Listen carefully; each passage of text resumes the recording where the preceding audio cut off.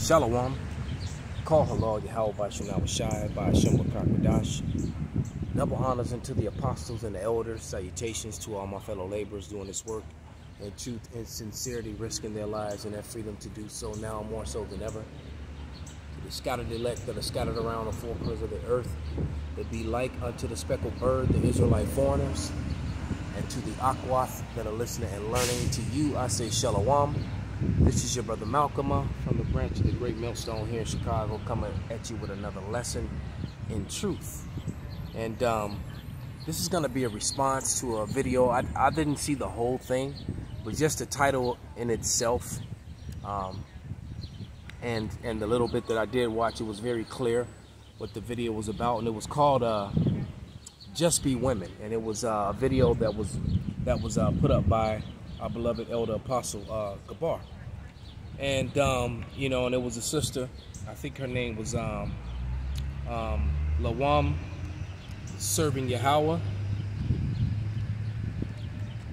and there's one thing that the apostle said, and I have to agree with: this modern day way of thinking, philosophies, you know, the whole feminist thing has crept its way into even the sting of ours with some of the women who have woken up to the fact that they're you know, that we are the people of the Lord, that they are Israelites, and especially women who are actually calling on the name of Yahweh, why Yahweh Shai, all right, and women who are calling on the name of Yahweh, why Yahweh Shai, there's no excuse for you, because you should know better.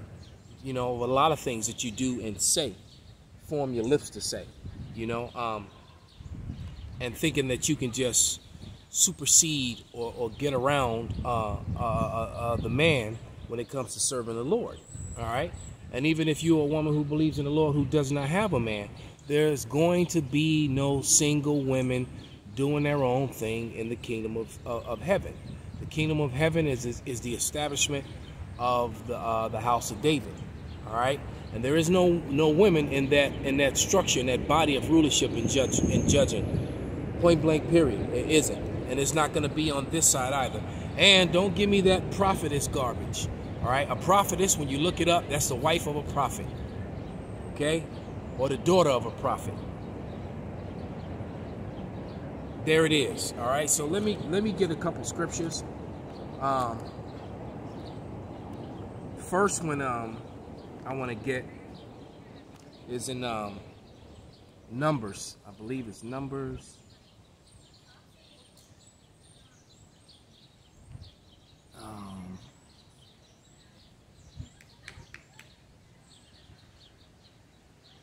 Bear with me for a second. So I want to just skim over it to make sure I'm grabbing the right thing.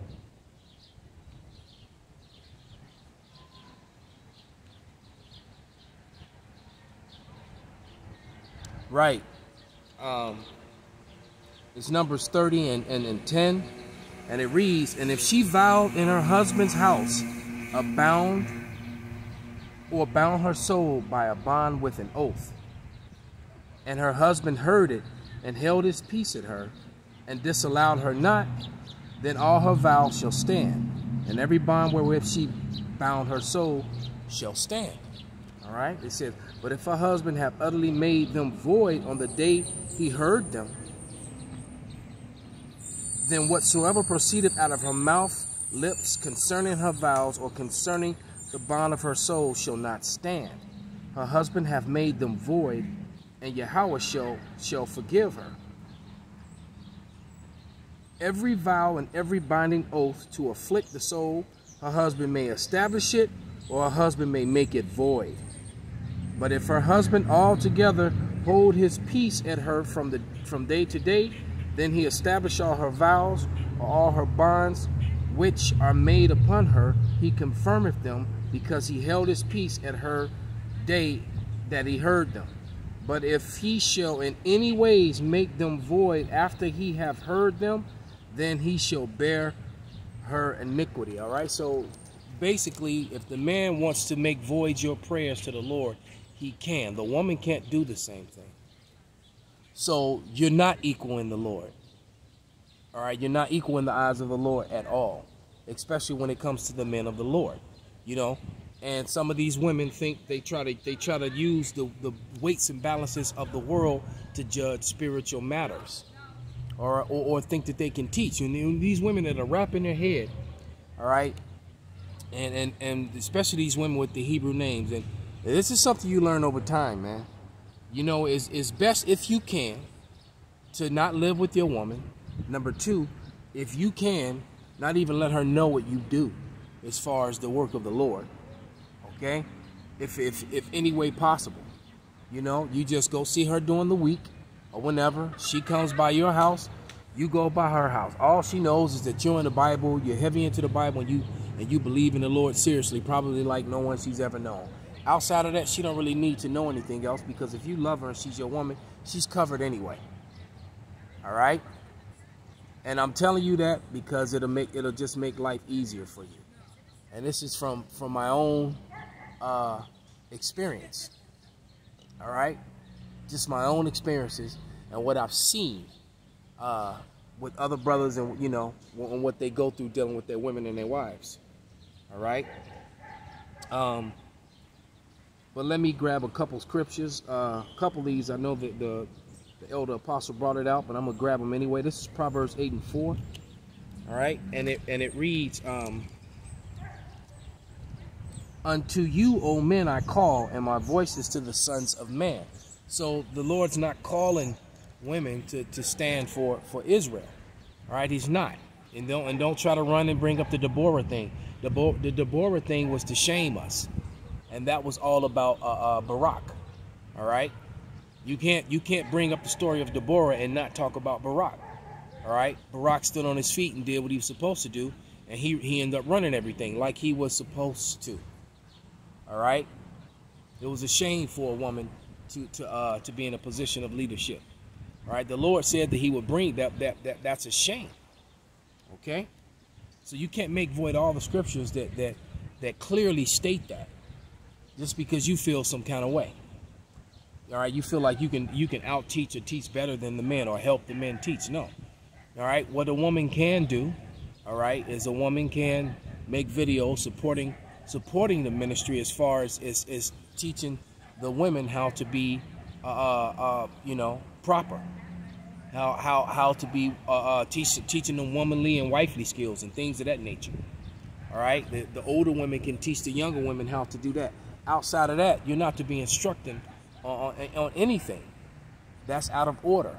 You know, all these women pastors and stuff. See, that's something that Esau Edom brought about, and brought about all that confusion and this pride that these women have. All right, and the Lord hates pride, man.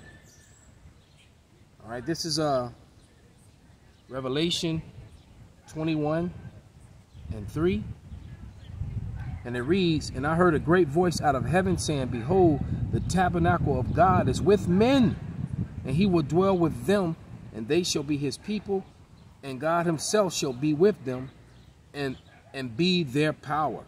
Okay, so the Lord is going to dwell among and with men.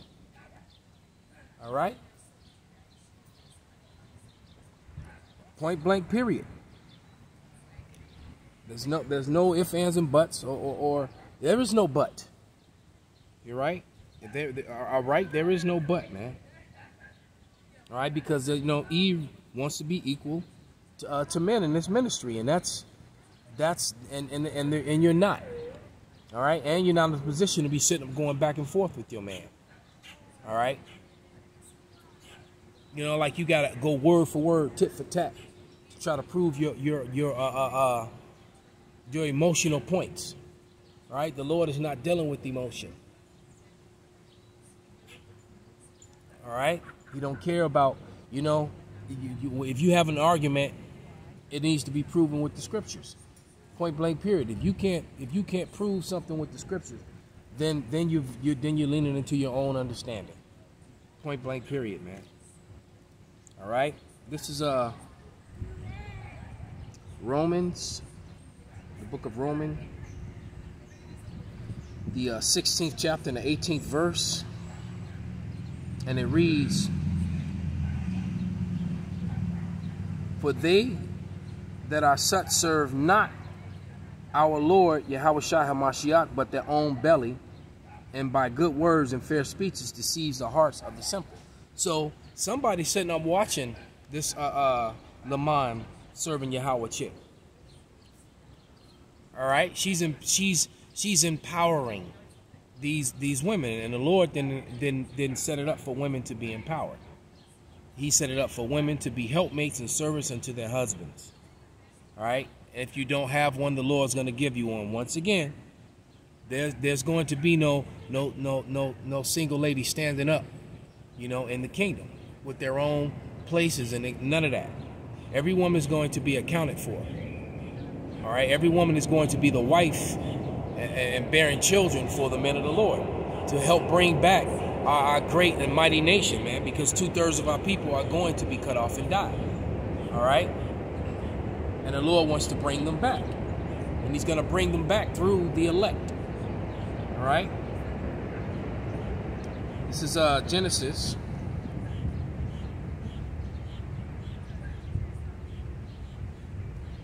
(2:18).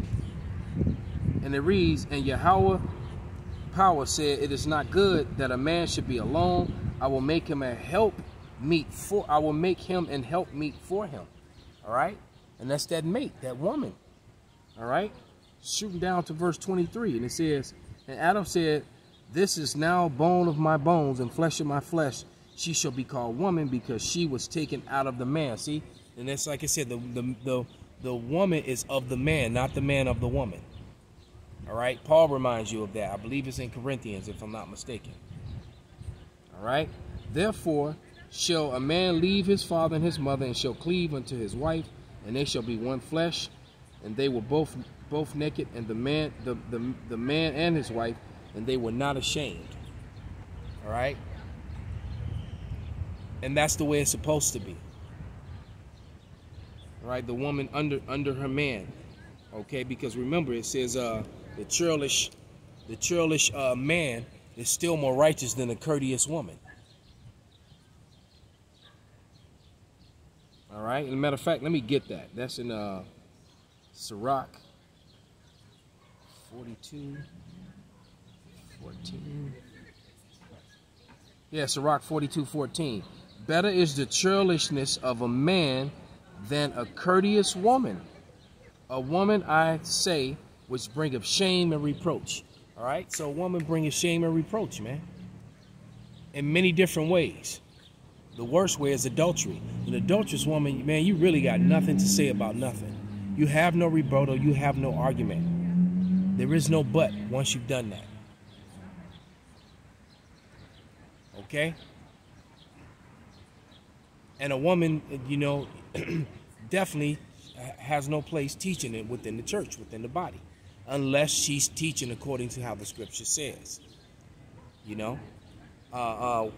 Teaching the younger women, I believe that's in Titus, you know, on how to be wives.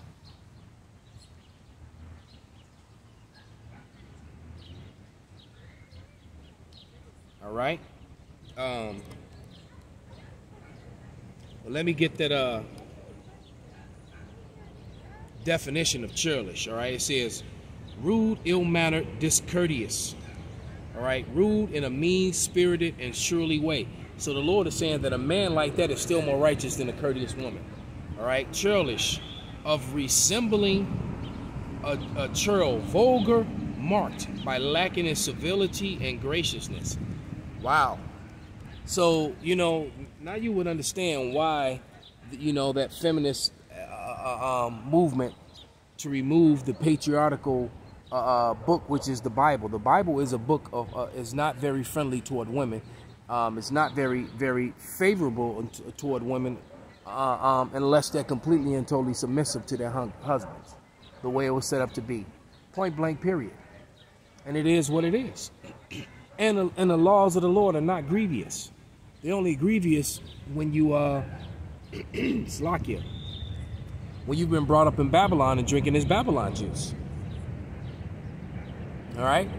So with that, you know, I hope this was an eye-opening and edifying lesson Paul Halal Yahweh Bashim Awashai Bashim Wakakadash Wa Abba Babal Kwam Yasharala.